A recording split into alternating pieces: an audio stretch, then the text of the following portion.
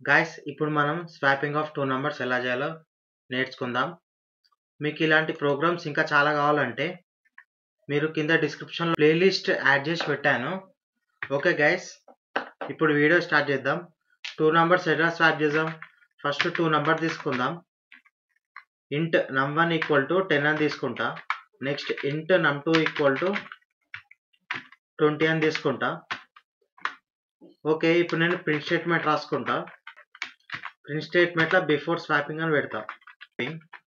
Okay, before swapping ఏంటి? ఇది before swapping. ఇప్పుడు స్వాప్ ఎలా చేయాలి? మనం ఒక వేరియబుల్ తీసుకోవాలి, ఇంట్ టెంప్ అని.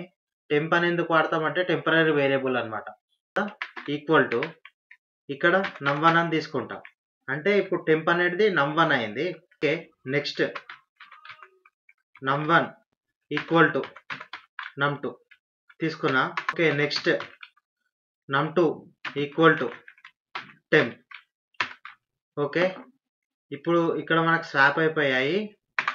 ఒకసారి ప్రింట్ చేస్తా. ఇక్కడ ఆఫ్టర్ స్వాపింగ్ అని రాస్తా. ఇక్కడ num1 = ఓకే. ఇప్పుడు ఈ ప్రోగ్రామ్ రన్ చేస్తున్నా. ఇప్పుడు చూడండి మనకు output before swapping num1 = 10, num2 = 20. After swapping num1 = 20, num2 = 10. ఇప్పుడు ఈ ప్రోగ్రామ్ మీకు ఎక్స్ప్లెయిన్ చేస్తా. ఇక్కడ ఇప్పుడు టెంపరరీ వేరియబుల్ అని తీసుకున్నాం. టెంపరరీ వేరియబుల్ ఏమవుతుంది? ఫస్ట్ టెంపరరీ వేరియబుల్ num1 అని ఉంది కదా, అంటే టెంపరరీ వేరియబుల్ 10 అయింది. ఇప్పుడు num1 అని ఉంది. num1 = num2 అంటే ఇక్కడ num1 = num2 ఎంత వాల్యూ? 20. ఓకే, num2 అసైన్ అయిపోయింది. నెక్స్ట్ ఫైనల్ స్టెప్ వచ్చేసి num2 = టెంప్. టెంప్ వాల్యూ ఎంత? మనకు పైన ఇక్కడ ఉంది కదా, line number 8లో =10.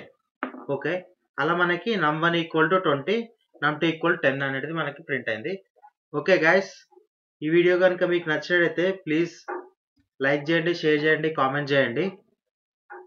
Okay guys, thank you.